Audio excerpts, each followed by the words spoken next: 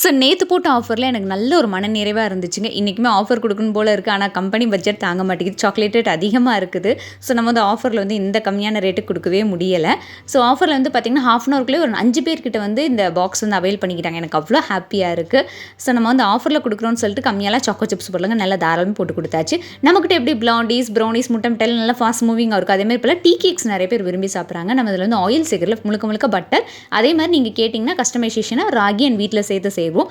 அதே மாதிரி இனிமேல் வந்து நான் சேல்ஸ் பண்ணக்கூடிய சத்து மாவில் வந்து குக்கீஸும் நீங்கள் வந்து ப்ரௌனீஸும் வாங்கிக்கலாம். ஹெல்த்தி வெர்ஷனாக வேணும் அப்படின்னா நாட்டு சக்கரை சேர்த்தே நான் ரெடி பண்ணி தருவேன்.